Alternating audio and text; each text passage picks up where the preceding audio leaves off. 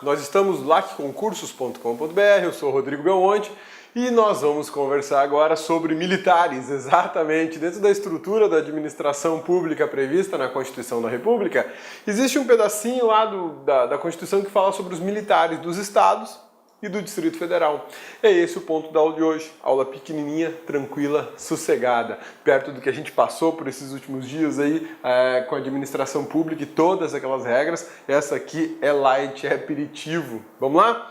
Então tá, administração pública dos militares dos estados, do Distrito Federal e territórios, aula 16. Onde é que a gente encontra essa informação na Constituição da República? Artigo 42 da Constituição Federal, nós vamos falar sobre os militares. Mas que militares são esses? Militares dos estados, exatamente. A força militar dos estados inclui Polícia Militar e Corpo de Bombeiros. Então olha só, segundo o artigo 42 da Constituição Federal, policiais militares e Corpo de Bombeiros militares são militares dos estados, DF e territórios. É interessante lembrar que eles não são considerados servidores públicos. Exatamente. Eles não são considerados servidores públicos, eles são agentes públicos, mas não servidores públicos, porque eles são militares, sujeitos a um regime jurídico diverso daquele regime jurídico aplicado aos servidores públicos civis da União, estados e municípios, né? A Polícia Militar e o Corpo de Bombeiros são instituições organizadas com base na hierarquia e na disciplina. Meu amigão, você que está aí se preparando para o concurso da Polícia Militar ou o concurso da Polícia Civil, grave esses dois princípios. Disciplina e hierarquia. Eles são a base de toda a estrutura da Polícia Militar e do Corpo de Bombeiros Militar também. Eles são a base de toda a estrutura das Forças Armadas. O regime democrático dentro da estrutura militar não é o mesmo que nós vivemos. Lá prevalece a hierarquia e a disciplina, por uma razão muito básica, né? Onde há pessoas armadas, a gente tem que ter um rigor de comportamento extremamente forte, porque senão já dá problema. Já pensou? Cidadão lá, um militar se estressa com outro armado, vai ser uma matança sem fim. Então a questão da hierarquia e disciplina são fundamentais e extremamente importantes para o regime militar. Aplicam-se aos militares dos estados, do Distrito Federal e dos territórios as seguintes disposições. E aí a gente está falando do que o militar pode, o militar da PM ou do Corpo de Bombeiros pode e o que ele não pode. Olha só, ele é alistável e é elegível. O militar, ele é alistável na Justiça Eleitoral, ele é alistável na Justiça Eleitoral, portanto ele vota, e ele também é elegível, ele pode ser votado, tá? Os militares podem se candidatar a cargos públicos, não existe problema nenhum nisso, O fato é que existem algumas regras importantes que você tem que lembrar. Quando a gente estudou sobre militares, né? Olha lá. Militares. Mais de 10 anos e menos de 10 anos, né? Os que têm menos de 10 anos, existe um afastamento definitivo. Ao passo que os militares com mais de 10 anos, eu tenho um afastamento temporário e depois um definitivo. Temporário, durante a eleição. Definitivo, vitória na eleição. Então, se ele for eleito, ele tem um afastamento definitivo das Forças Armadas, agora, ou da estrutura militar estadual. Agora, por que temporário? Se ele não foi eleito e ele conta com mais de 10 anos de serviço militar, ele volta para o cargo que ele ocupava. E ao voltar para o cargo que ele ocupava, ele retorna à atividade militar normal dele. Agora, para os que têm menos de 10 anos, aí a situação é um pouco diferente. Por quê? Porque há um afastamento definitivo, não interessa o resultado da campanha eleitoral, se ele ganhar ou perder, se ele for eleito ou não for. Ele está afastado definitivamente da corporação militar. E se ele quiser voltar à corporação militar, vai ter que fazer novo concurso público. Militares fazem concurso público também, tá? Beleza? Não esqueça dessa regrinha do alistável e elegível, né? O tempo de contribuição dos militares é diferente do tempo de contribuição dos servidores públicos civis. O regime previdenciário dos militares não é o mesmo regime previdenciário do servidor público civil, tá? Então lembre-se disso.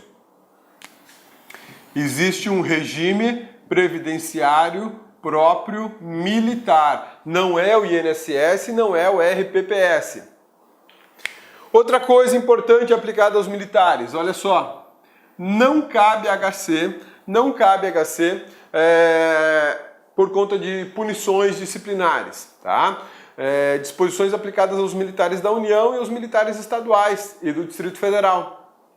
Aqui vale uma dica bacana. Olha só. O que é importante a gente observar nesse momento? Militares. Eles possuem um regime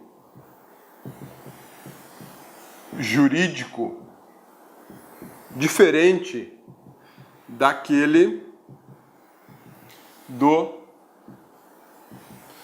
servidor civil. Uma das diferenças: impossibilidade de habeas corpus em caso de punição militar.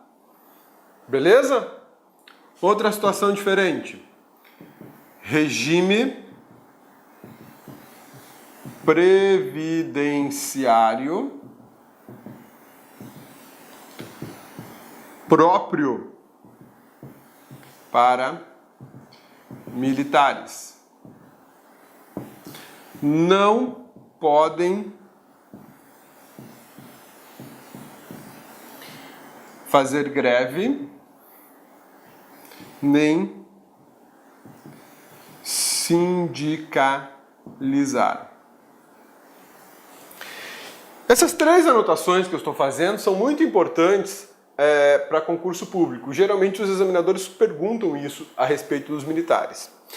A respeito da impossibilidade de habeas corpus, eu não posso ajuizar um habeas corpus por conta de punição militar, mas existe uma exceção.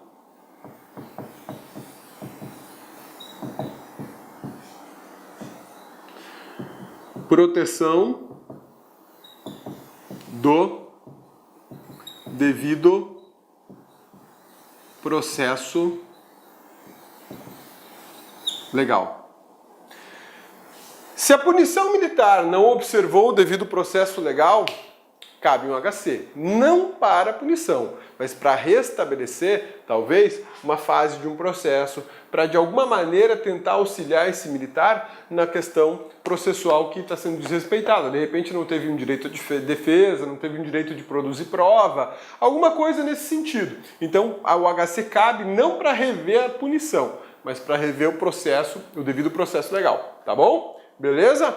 Isso aqui é muito importante a gente ter essas noções, porque cai muito em prova de concurso. E o examinador adora perguntar esses pontos que eu fiz anotação aí para vocês. Belezinha? Então vamos lá.